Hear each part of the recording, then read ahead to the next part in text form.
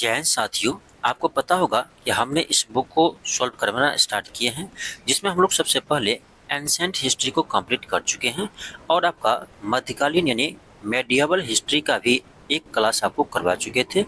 तो मध्यकालीन इतिहास का आपका एक क्लास हो चुका है, जिसमें हम लोग 100 प्रश्न को सोल्व किए थे, यानी क्वेश्चन 1 से लेकर 100 तक के प्रश्न को सोल्व कर चुके थे।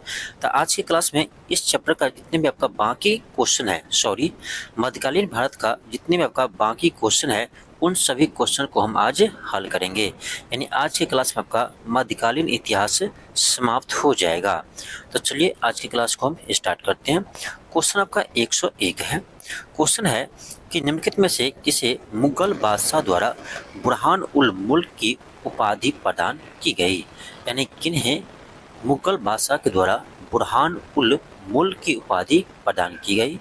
ये किताब का सदाकत खान को यानी मुगल बादशाह महमूद शाह, ठीक है, नाम देखने ध्यान रखिएगा, मुगल बादशाह महमूद शाह के द्वारा यह उपाधि प्रदान किया गया था।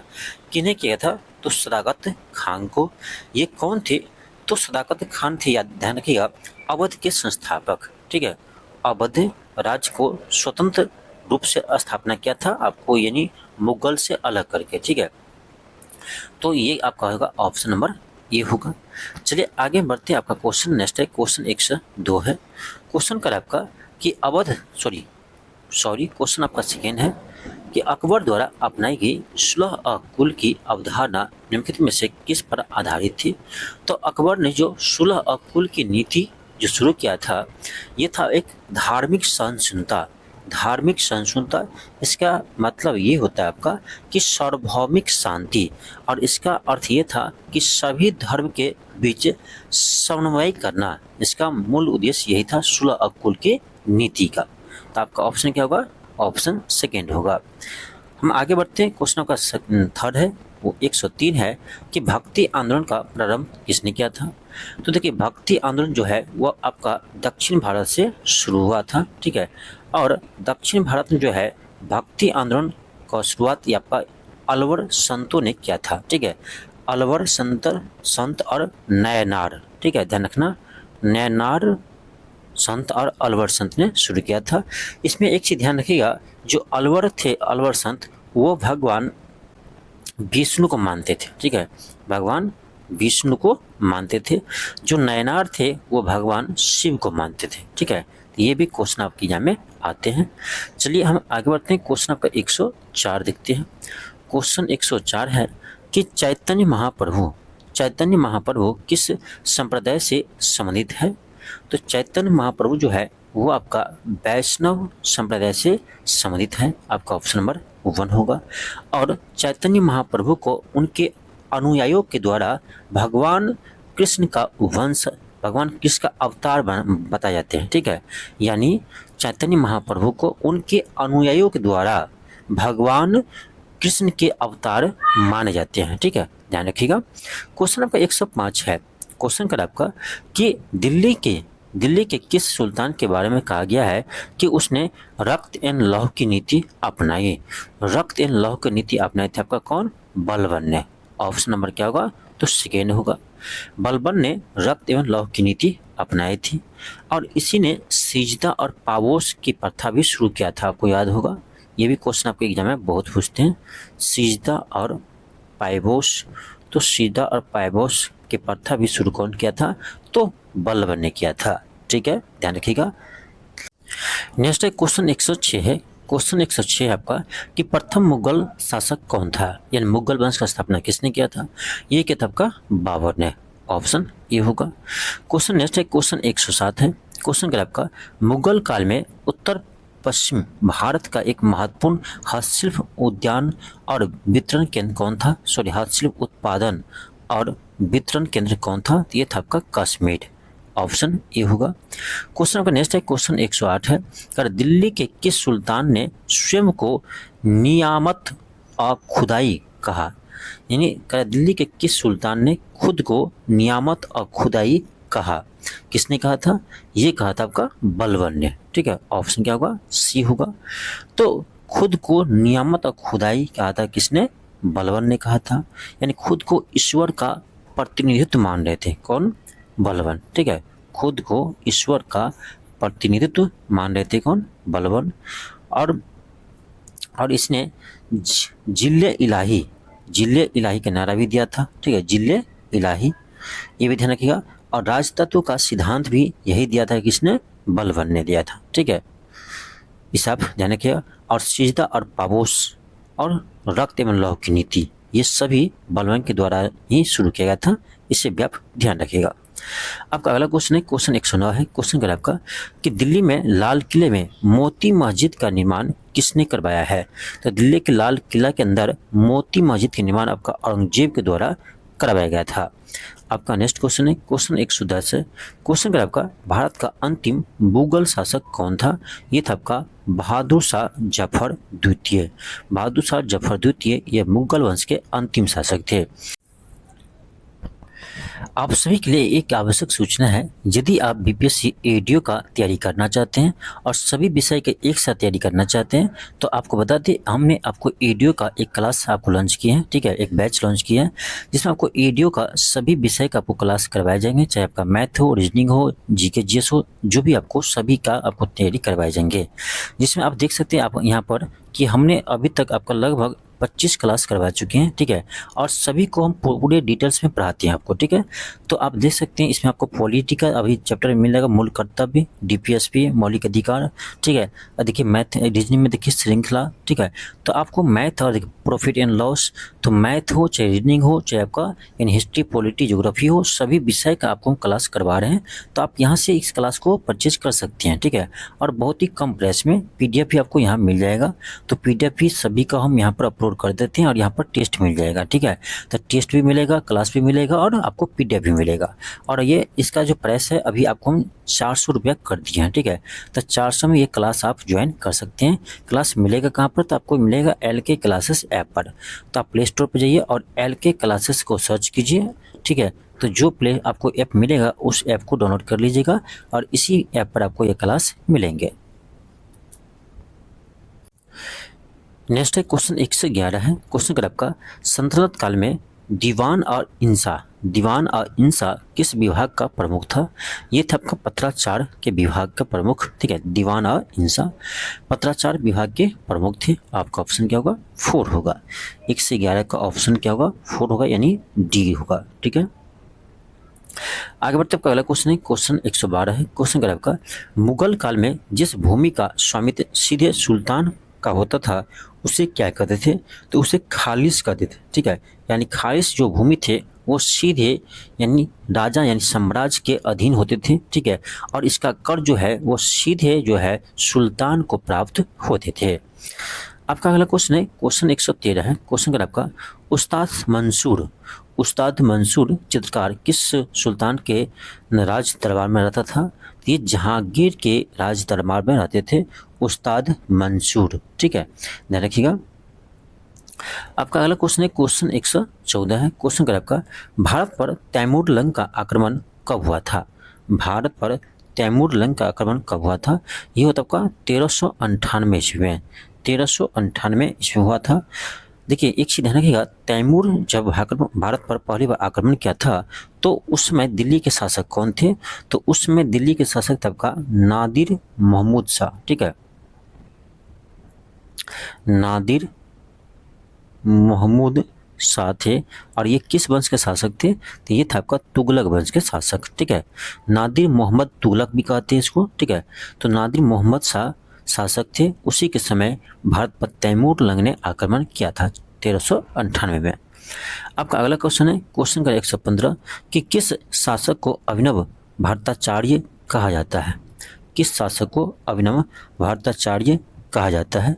तो महाराणा कुंभा को कहा जाते हैं। महाराणा कुंभा को कहे जाते हैं। ठीक है, आपका ऑप्शन क्या होगा? तो सी होगा।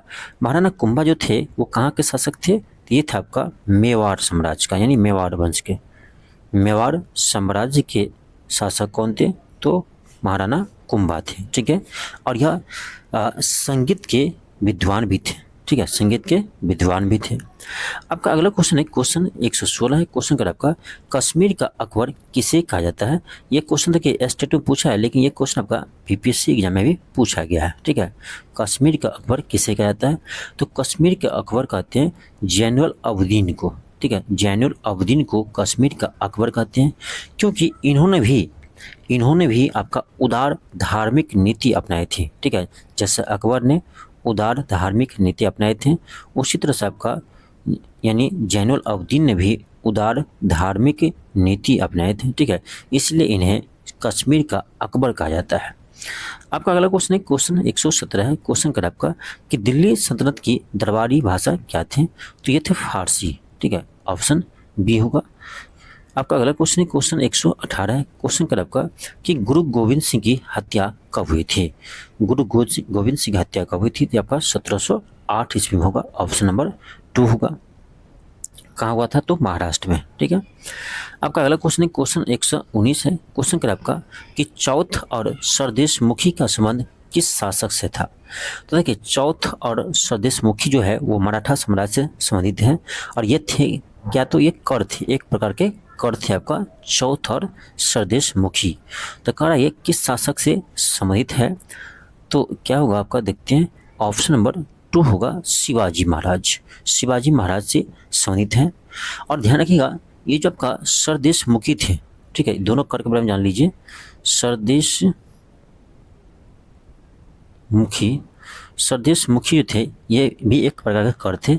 तो स्वदेश मुखी किससे वसूला जाता था, तो ध्यान रखिएगा स्वदेश मुखी जो है वो आपका यानी जिस प्रांत में मराठा का यानी डायरेक्ट प्रत्यक्ष रूप से नियंत्रण था, जिस क्षेत्र पर मराठा का प्रत्यक्ष रूप से नियंत्रण था, उस क्षेत्र की जनता से स्वदेश मुखी नामक कर वसूली किए जाते थे, और यह था आपका कुल राजस्व का 10%। ठीक है, और एक था आपका क्या, चौथ। नाम से क्लियर है चौथ। तो ये जो कर है वो कर जो है यानी जो प्रांत मराठा के अप्रत्यक्ष नियंत्रण में थे। ठीक है, यानी डायरेक्ट प्रत्यक्ष में नहीं थे, डायरेक्ट रूप से उसके नियंत्रण में नहीं थे, लेकिन अप्रत्यक्ष रूप से थे। तो उनके सुरक्षा के लिए वहाँ की जनता की सुरक्षा के लिए चौथ नामक कर वसूली किए थे। ठीक है, अब नाम ही है चौथ, तो कितना है, तो 1/4 कुल राजस्व का 1/4 ये कर वसूलते थे चौथ के रूप में। तो क्वेश्चन ये भी पूछता आपका कि सरदेश मुखी जो ये कर थे वो किससे वसूल किए जाते थे, तो मराठा के द्वारा जो प्रत्यक्ष नियंत्रण में जो क्षेत्र थे उस क्षेत्र से सरदेश मुखी वसूली करते थे। चौथ कहाँ से करते थे, तो मराठा के जो क्षेत्र मराठा के अप्रत्यक्ष नियंत्रण में था, यानी डायरेक्ट नियंत्रण में नहीं था, उस क्षेत्र से वसूली करते थे। ठीक है, ध्यान रखिएगा। चलिए आगे बढ़ते हैं। आपका अगला क्वेश्चन है, क्वेश्चन आपका है 120 है। क्वेश्चन का आपका कि गुरुमुखी लिपि का आविष्कार किसने किया था। ये क्या था आपका गुरु अंगद, सिख के दूसरे गुरु थे। ठीक है, आपका अगला क्वेश्चन 121 है। क्वेश्चन आपका सूची 1 और सूची 2 इसको मिलान करना है। ठीक है, यहाँ आपका है अलाई दरवाज़ा। ठीक है, अलाई दरवाज़ा का निर्माण आपका अलाउद्दीन खिलजी ने करवाया था, तो 1 का 3 होगा। इसको थोड़ा सा छोटा कर लेते जिससे ऑप्शन भी दिख जाए। ठीक है, अब देखिए आपका है ए में अलाई दरवाज़ा, इसका निर्माण आपका अलाउद्दीन खिलजी ने करवाया था। फिर आपका आगरा का किला, तो आगरा का किला का निर्माण आपका अकबर ने करवाया था। फिर आपका इमदत उल दौला का मकबरा, ये आपका नूर जहां ने इसका निर्माण करवाए थे। फिर आपका दिल्ली का लाल किला, तो शाहजहां ने इसका निर्माण करवाए थे। तो देखा जाए तो आपका ऑप्शन नंबर 2 आ जाएगा 3421। आगे बढ़ते हैं। आपका अगला क्वेश्चन है, क्वेश्चन आपका 122 है। ठीक है, क्वेश्चन 122 है। क्वेश्चन आपका है कि सिखों के 10वें गुरु गुरु गोविंद सिंह, सिखे को 10वें गुरु गोविंद सिंह का जन्म कहाँ हुआ था। तो सिखों के 10वें गुरु जो थे गुरु गोविंद सिंह, इसका जन्म आपका पता होगा पटना साहिब में हुआ है। ठीक है, पटना साहिब में इनके जन्म हुआ था। कब हुआ था, तो ये 1666 में गुरु गोविंद सिंह का जन्म पटना साहिब में हुआ था। ठीक है, आगे बढ़ते आपका अगला क्वेश्चन है। क्वेश्चन आपका 123 है। क्वेश्चन आपका है कि जहानारा जहानारा द्वारा लिखित शेख मुहिउद्दीन चिश्ती की जीवनी है। यानी जहानारा के द्वारा जो लिखा गया है शेख मुहिउद्दीन चिश्ती की जीवनी, उसका शीर्षक पूछ रहा है, इसका नाम क्या रखा है। ठीक है, इनकी आपका शीर्षक आपसे पूछा जा रहा है। तो इनका शीर्षक नाम है मुनिस अल अरबाब, मुनिस अल अरबाब। ठीक है, आपका अगला क्वेश्चन है क्वेश्चन 124 है। क्वेश्चन आपका है कि निम्नलिखित में से कौन सा अकबर के काल का भूमि का वर्गीकरण नहीं है। यानी अकबर समय के भूमि का कौन सा वर्गीकरण नहीं है। तो पोलस था, बंजर था, पड़ौती थे, लेकिन ये जरीबा ये नहीं थे। ठीक है, ऑप्शन 4 होगा। नेक्स्ट आपका क्वेश्चन है क्वेश्चन 125 है। क्वेश्चन का आपका सल्तनत काल के दौरान दीवान अर्ज क्या था। तो दीवान अर्ज क्या थे, ये सैन्य विभाग थे। ठीक है, दीवान अर्ज क्या थे, यह सैन्य विभाग थे। और इसको किसने शुरू किया था, तो बलबन ने शुरू किया था। ठीक है, यह सैन्य विभाग थे और बलबन के द्वारा शुरू किया गया था दीवान अर्ज। चलिए अब हम ऑप्शन देखते हैं। तो आपका कौन सा होगा, बलबन, सॉरी किस ऑप्शन में बलबन है। तो सॉरी बलबन तो पूछ नहीं रहा है, आपसे पूछा दीवान अर्ज कौन से विभाग थे, तो क्या होगा, सैन्य विभाग होगा। ठीक है, ऑप्शन 2 होगा। और शुरू किया था किसने, बलबन ने किया था। आपका अगला क्वेश्चन है क्वेश्चन 126 है। क्वेश्चन कर आपका कि कृष्णदेव राय ने अपनी माता के नाम पर विजयनगर के समीप किस उपनगर की स्थापना की। ये क्या था आपका, किसका, तो नागलपुरम को। ठीक है, नागलपुरम की स्थापना जो है वो कृष्णदेव राय ने अपनी माता के नाम पर रखे थे। ठीक है, ऑप्शन 4 होगा। नेक्स्ट है क्वेश्चन 127 है। क्वेश्चन आपका है कि किस मुगल सम्राट के शासनकाल में मुगल दरबार के बाहर तस्लीम और जमीन बोस लागू किए गए थे। तस्लीम और जमीन बोस लागू किए गए थे। ये क्या था आपका, शाहजहां के द्वारा। ठीक है, ऑप्शन क्या होगा, ऑप्शन सी होगा, शाहजहां। आपका अगला क्वेश्चन है क्वेश्चन 128 है। क्वेश्चन का आपका अमीर और शिकार की पदवी पर बलबन को किसने नियुक्त किया। सॉरी, क्वेश्चन है कि अमीर और शिकार की पदवी पर बलबन को किसने नियुक्त किया था। किसने किया था, ये किताब का रजिया सुल्तान ने। ऑप्शन क्या होगा, डी होगा, रजिया सुल्तान। क्वेश्चन का नेक्स्ट है क्वेश्चन 129 है। क्वेश्चन का आपका कि अकबर के राज्य के समय बिहार कितने सरकारों में बटा हुआ था। यानी बिहार जो है कितने सरकार में बटा था, तो 7 सरकारों में बटा हुआ था। ठीक है, ऑप्शन क्या होगा, 2 होगा। 129 का ऑप्शन 2 होगा, 7। ये 7 प्रशासनिक इकाई में बटा हुआ था बिहार, ऑप्शन 2 होगा। क्वेश्चन का नेक्स्ट है क्वेश्चन 130 है। क्वेश्चन का आपका मध्यकालीन बिहार में बुनियादी प्रशासनिक इकाई के रूप में परगना को किसने विकसित किया। परगना को किसने विकसित किया था, वो बिहार के क्षेत्र में रहा है। तो आपका होगा शेरशाह सूरी ने। ऑप्शन क्या होगा, सी होगा, शेरशाह सूरी के द्वारा। नेक्स्ट है क्वेश्चन 131 है। क्वेश्चन का आपका कि आलमगीर नामा की रचना किसने किया है। तो ये क्या आपका मिर्जा मोहम्मद काजिम। ठीक है, आपका ऑप्शन ए होगा। ये किससे संबंधित है, तो औरंगजेब से है। ठीक है, क्वेश्चन का नेक्स्ट है क्वेश्चन है 132। क्वेश्चन का आपका किसने खूत और मुकदमों को इस हद तक पदावनत कर दिया, यानी पद से हटा दिया कि उनकी स्त्रियों को मुसलमानों के घर में काम करना पड़ा। ये कौन किया था, ये किताब का अलाउद्दीन खिलजी के द्वारा। ठीक है, आपका ऑप्शन क्या होगा, ऑप्शन होगा आपका ऑप्शन बी, अलाउद्दीन खिलजी के द्वारा। ठीक है, तो जितने भी छोटी इकता थे उसको समाप्त किया था आपका अलाउद्दीन खिलजी ने, और मैक्सिमम भूमि को खालसा में बदल दिया था। ठीक है, ध्यान रखिएगा, मैक्सिमम भूमि को किस भूमि में बदला था, खालसा भूमि में बदल दिया था। इसे भी आप ध्यान रखिएगा। आपका अगला क्वेश्चन है क्वेश्चन 133 है। क्वेश्चन कर आपका कि दिल्ली के किस सुल्तान ने सिजदा की परंपरा को प्रारंभ किया था। पहले आपको बता चुके हैं कि सिजदा और पापोश किसने शुरू किया था, बलबन ने किया था। सिजदा और पापोश किसने शुरू किया था, बलबन ने किया था। सिजदा का अर्थ क्या होता है, देखिए सिजदा का अर्थ होता है घुटने के बल पर यानी झुकना। तो यानी सम्राट के सामने यानी बलबन के सामने तो सिजदा करना पड़ता था। ठीक है, सिजदा का मतलब होता है घुटने के बल पर झुकना। और पावोश, ठीक है, सिजदा और पैबोश।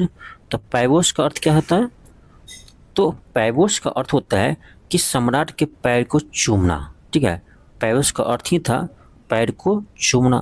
तो सम्राट के पैर को चूमना पड़ता था। ठीक है, इसका नाम है पैबोस।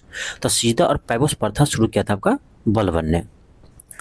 आपका अगला क्वेश्चन है क्वेश्चन 134 है। क्वेश्चन आपका है, क्वेश्चन का आपका भारत का अंतिम मुगल सम्राट कौन था? फिर क्वेश्चन रिपीट करिए, क्या होगा? बहादुर शाह जफर द्वितीय।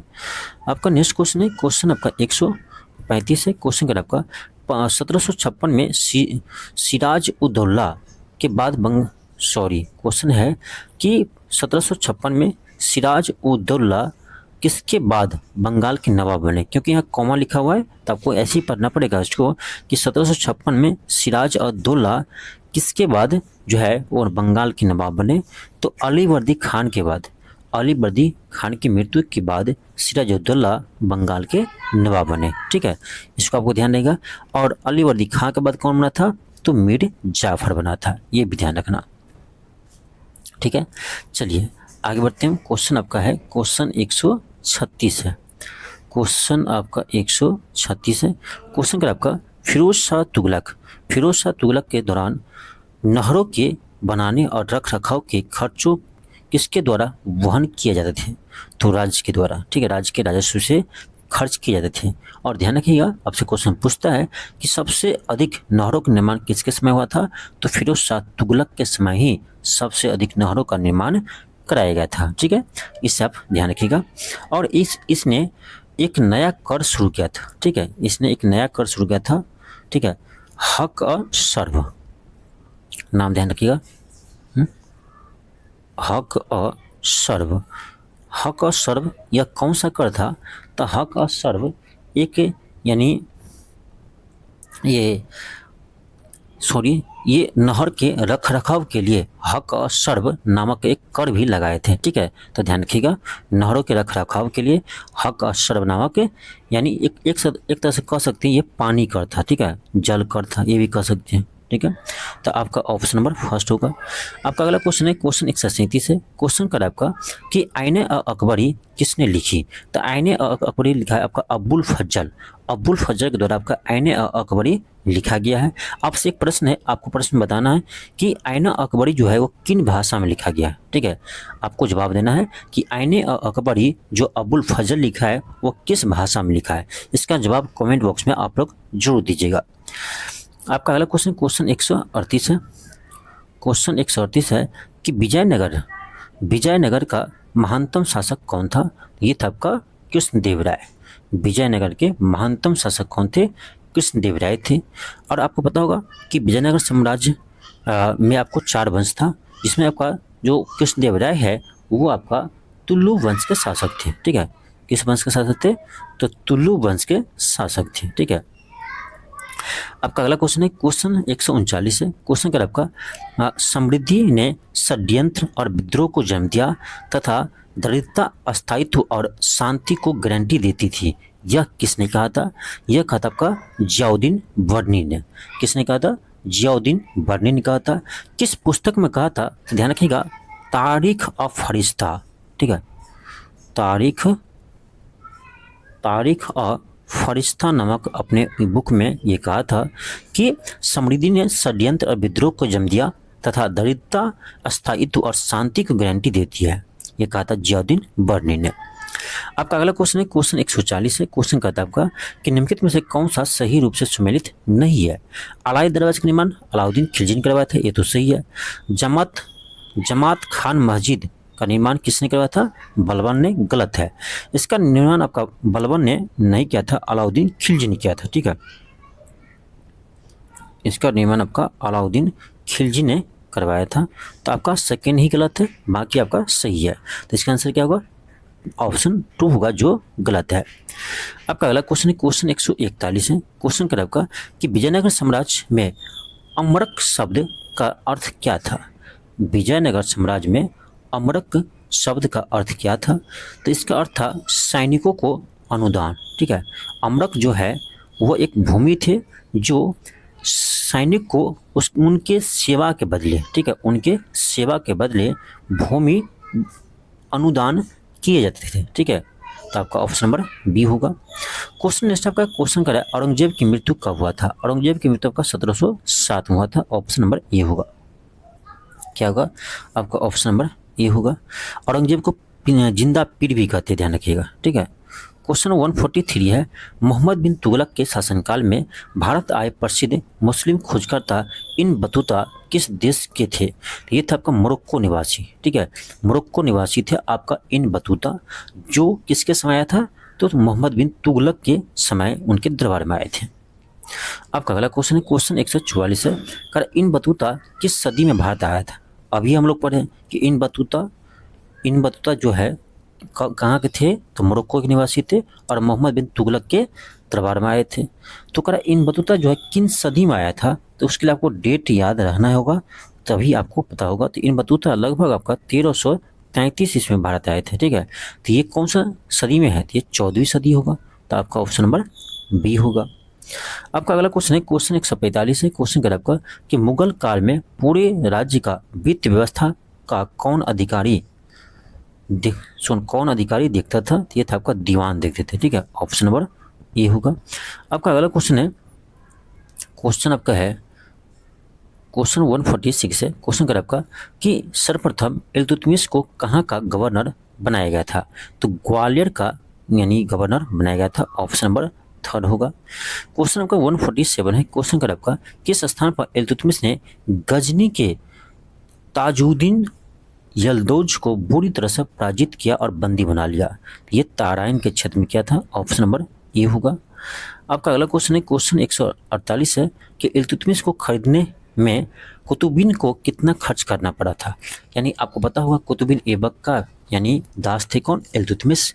तो इल्तुतमिश को कितना में खरीदा था? तो लगभग 1 लाख जीतल में खरीदा था। ऑप्शन नंबर थर्ड होगा। आपका अगला क्वेश्चन है, क्वेश्चन 149 है, क्वेश्चन कर आपका किस वर्ष बगदाद के खलीफा ने इल्तुतमिश को मान्यता प्रदान की? ये भी क्वेश्चन आपसे बनता है कि दिल्ली सल्तनत का ऐसा पहला कौन शासक थे जिन्हें बगदाद के खलीफा के द्वारा मान्यता प्राप्त था? ठीक है, ये क्वेश्चन आपसे अलग से पूछता है, तो वह है इल्तुतमिश। अब यहाँ पर यह पूछ रहा है कि उसको मान्यता कब दिया था? तो ये दिया था आपका 1229 में। ऑप्शन सी होगा। आपका अगला क्वेश्चन है, क्वेश्चन 150 है, क्वेश्चन कर आपका दिल्ली में कुतुब-उल-इस्लाम मस्जिद का निर्माण किसने करवाया था? तो कुतुबुद्दीन ऐबक ने करवाया था, ठीक है, कुतुबुद्दीन ऐबक ने करवाया था।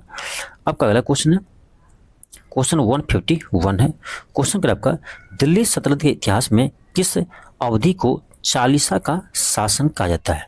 किस अवधि को चालीसा का शासन कहा जाता है? तो आपका ऑप्शन होगा बी 1236 से 66 को, ठीक है। आपका नेक्स्ट क्वेश्चन है वो 152, क्वेश्चन कर आपका कि किस सुल्तान के अधीन नायब ममलिकात का नया पद सृजित किया गया? किस सुल्तान के अधीन नायब ममलिकात का नया पद जो है वो सृजित किया गया था? ये क्या था आपका मुइनुद्दीन ब्राह्म शाह के द्वारा। ऑप्शन नंबर बी होगा। आपका अगला क्वेश्चन है, देखिए क्वेश्चन कर आपका क्वेश्चन 153 है कि दिल्ली सल्तनत कालीन इतिहास में सर्वप्रथम नायब ममलिकात कौन बना? यहाँ पर ये क्वेश्चन पूछ रहा है कि पहली बार जो है वो नायब ममलिकात का पद किसने सृजित किया था? तो ब्राह्म शाह ने किया था। यहाँ करा इसका यानी किससे जो है नायब मलिकात पहली बार बनाया गया था, ये पूछ रहे हैं यहाँ पर। तो इसका होगा आपका इख्तियारुद्दीन एत्तगीन, ठीक है, ऑप्शन सी होगा। बस ये ध्यान रखिए, एत्तगीन। आपका अगला क्वेश्चन है, क्वेश्चन 154 है, क्वेश्चन कर आपका गयासुद्दीन बलबन का मूल नाम क्या था? तो बाहुद्दीन, ठीक है, क्या है नाम था उसका? बाहुद्दीन। ऑप्शन नंबर सेकेंड होगा। आपका अगला क्वेश्चन है, क्वेश्चन 155 है, क्वेश्चन कर आपका कि नायब ममलिकात के पद पर बलबन को हटाकर किसको बहाल किया गया था? बलबन का हटा को किससे बनाया गया था? ठीक है, तो ये बनाया था आपका इमाउद्दीन रिहान को। ऑप्शन सेकेंड होगा। नेक्स्ट आपका एक क्वेश्चन 156, क्वेश्चन कर आपका बलबन ने अपने सहधर्मी को आज्ञाकारी बनाने हेतु सिक्कों पर क्या खुदवाया? बलबन ने अपने सहधर्मी को आज्ञाकारी बनाने हेतु सिक्के पर क्या खुदवाया? तो ये खुदवाए थे आपका नासिर अमीर उल मुमनीन खुतबाया था। इसका अर्थ था वफादारों के सेनापति का सहायक, वफादारों के सेनापति का सहायक इसका अर्थ था। ठीक है, आपका अगला क्वेश्चन है, क्वेश्चन 157 है, करा ममलुक वंश यानी दास वंश यानी गुलाम वंश। ठीक है, तीन नाम से उसको जान सकते हैं आप, ममलुक वंश या गुलाम वंश या दास वंश। तो कह रहा है कि ममलुक यानी दास वंश का अंतिम शासक कौन थे? तो इसके अंतिम शासक आपको कैकुवाद थे। ठीक है, इसके अंतिम शासक थे आपका कैकुवाद। ठीक है, आपका अगला क्वेश्चन है, क्वेश्चन 158 है, क्वेश्चन कर आपका कि किस राजपूत शासक के दरबार में अकबर का जन्म हुआ था? तो याद रखना ये होता आपका यानी राणा विरसाल के यहाँ। ठीक है, ऑप्शन सेकंड होगा, 158 का ऑप्शन सेकंड होगा कि राणा विरसाल के महल में अकबर का जन्म हुआ था। आपका अगला क्वेश्चन है, क्वेश्चन 159 है, क्वेश्चन का आपका किस स्थान पर अकबर का राज्यरोहण हुआ था यानी राज्य अभिषेक हुआ था? तो ये आपका एक पंजाब का जगह नाम है कालानौर। ठीक है, पंजाब में एक जगह नाम है कालानौर, वहाँ पर यानी हुमायूं की मृत्यु के बाद अकबर का राज्याभिषेक हुआ था। आपका अगला क्वेश्चन है, क्वेश्चन 160 है, क्वेश्चन कर आपका कि अकबर का अंतिम विजय किस पर था? ये था आपका असीरगढ़ पर, ऑप्शन सी होगा। क्वेश्चन आपका नेक्स्ट है 161 कि अकबर ने महजर की घोषणा कब किया था? अकबर ने महजर की घोषणा कब किया था? तो याद रखिएगा ये क्या था आपका 1579 में, 1579 में किया था। आपका नेक्स्ट क्वेश्चन है, क्वेश्चन नंबर 162 है, क्वेश्चन 162 है, क्वेश्चन कर आपका अकबर ने बुलंद दरवाजा कहाँ बनाया था? तो देखिए अकबर ने बुलंद दरवाजा का निर्माण फतेहपुर सीकरी में किया था। ठीक है, फतेहपुर सीकरी में किया था।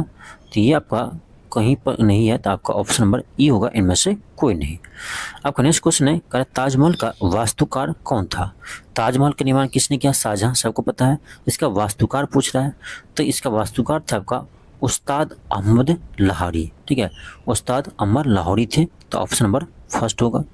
क्वेश्चन का 164 है, क्वेश्चन कर आपका शेख निजामुद्दीन औलिया के दरगाह कहाँ स्थित है? शेख निजामुद्दीन औलिया का दरगाह कहाँ स्थित है? तो ये है आपका ग्यासपुर में, यह है दिल्ली में ही, लेकिन जगह का नाम है ग्यासपुर। आपका अगला क्वेश्चन है, क्वेश्चन 165 है, क्वेश्चन का आपका मोहनजोदड़ो का शाब्दिक अर्थ क्या है? तो मृतकों का टीला है, ऑप्शन नंबर थर्ड होगा। क्वेश्चन आपका 166 है, कर आपका जामा मस्जिद का निर्माण किसने करवाया था? जामा मस्जिद का निर्माण कराया था आपका शाहजहां ने। ठीक है, ऑप्शन नंबर बी होगा।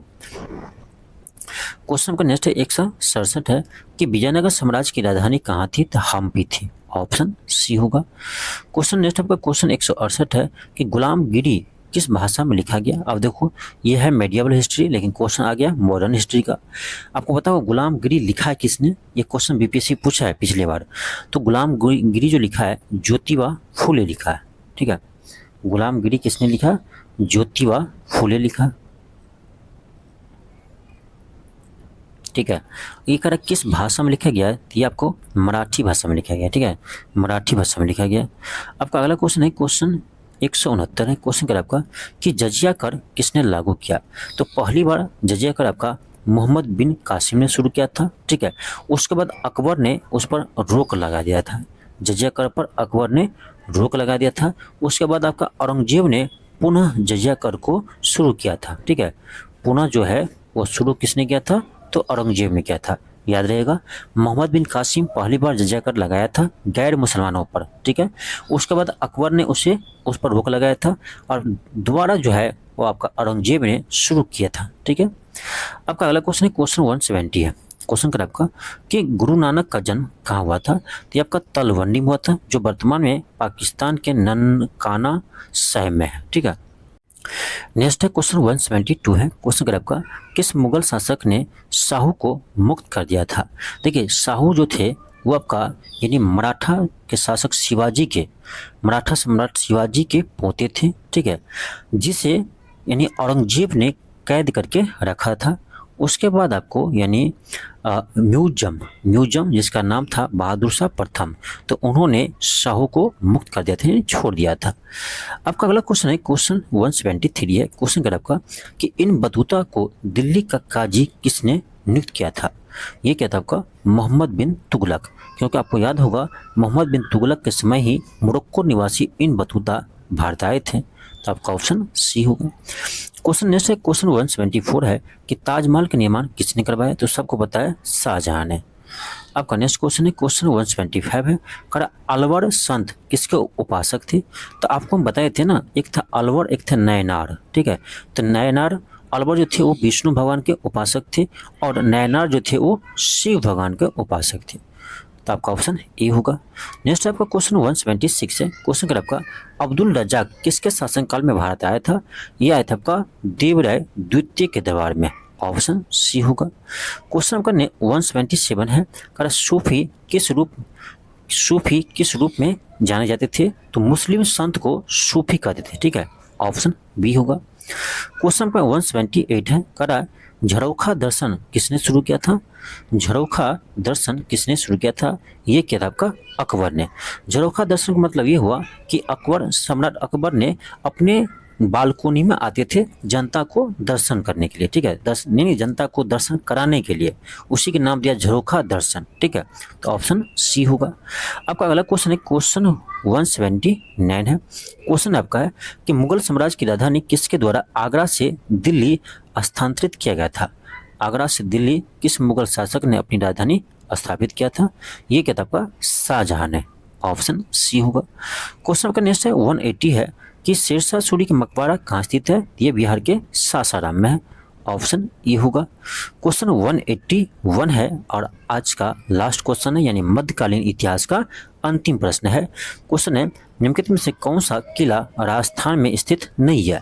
तो रोहतासगढ़ के किला जो है वो बिहार के रोहतास जिला में, ना कि राजस्थान में, ठीक है। तो ऑप्शन फर्स्ट हो जाएगा। तो ये था आपका यानी मध्यकालीन इतिहास का क्वेश्चन, जितने भी अभी तक बिहार के एग्जाम में पूछे गए प्रश्न था। तो आपका अगला क्लास हम स्टार्ट करेंगे आपका यानी मॉडर्न हिस्ट्री का, ठीक है। मॉडर्न हिस्ट्री का यानी आधुनिक इतिहास से जितने भी क्वेश्चन पूछा गया उन सभी प्रश्न को हम करवाएंगे। और उसमें बहुत सारे प्रश्न हैं, लगभग मुझे लगता है 800 से ऊपर प्रश्न है, ठीक है। 800 से ऊपर क्वेश्चन है, तो उसको हो सकता है आपका 4 से 5 क्लास में हम उसको ख़त्म करें, ठीक है। तो लेकिन आप लोग क्लास जरूर देखिए। आप लोग कहते हैं कि सर क्लास आप बंद कर देते हैं, बंद इसलिए कर देते हैं क्योंकि आप लोग क्लास को ना शेयर करते हैं, ना ही ज़्यादा स्टूडेंट देखते हैं, इसलिए मुझे मन नहीं करता है क्लास को कंटिन्यू करने का। आप लोग देखेंगे, मैं ज़रूर क्लास को कंटिन्यू करेंगे, ठीक है। लेकिन आप लोग वीडियो को ना शेयर करते हैं, ना ही ज़्यादा स्टूडेंट देखते हैं, तो इसलिए मन नहीं करता आपको आगे क्लास कराने का, ठीक है। तो वीडियो को जितना हो सके उतना शेयर कीजिए, जितना आपके दोस्त हैं उन सभी के पास शेयर कीजिए, ठीक है, जिससे मुझे और मोटिवेशन मिले क्लास करवाने को, ठीक है। हम पूरे बुक को सोल्व करवाएंगे, ठीक है। हम ये ठान लिए हैं कि इस पूरे बुक को जितने भी विषय, सभी विषय को हम सोल्व करवाएंगे। दूसरी बात यह है कि इस बुक में जो आंसर दिया है ना, बहुत सारे क्वेश्चन का आंसर गलत है। यदि कोई ये बुक लेकर खुद से पढ़ते भी है ना, तो वो बहुत सारे क्वेश्चन के आंसर गलत भी याद कर लेंगे, ठीक है। और हम जो आपको क्लास करवाते हैं वो उसके आंसर की थ्रू हम नहीं चलते हैं, उसमें बहुत सारे गलत हैं। मैं सारा क्वेश्चन को खुद से डिटेल्स में एनालिसिस करता हूँ, अपना आंसर बनाता हूँ, उसके बाद आपको क्लास करवाता हूँ, ठीक है। तो इसीलिए कहेंगे फ़ायदा ये आपको यही है कि इसमें जितने भी क्वेश्चन का गलत आंसर है उसको मैं सही करता हूँ, सही आपको बताता हूँ। तो ये फ़ायदा है कि आप बुक से पढ़ेंगे भी तो गलत पढ़ लेंगे, ठीक है। इसलिए कहते हैं वीडियो को शेयर कीजिए जितना हो सके। चलिए मिलते हैं नेक्स्ट क्लास में, आज के लिए इतना ही। थैंक यू, धन्यवाद।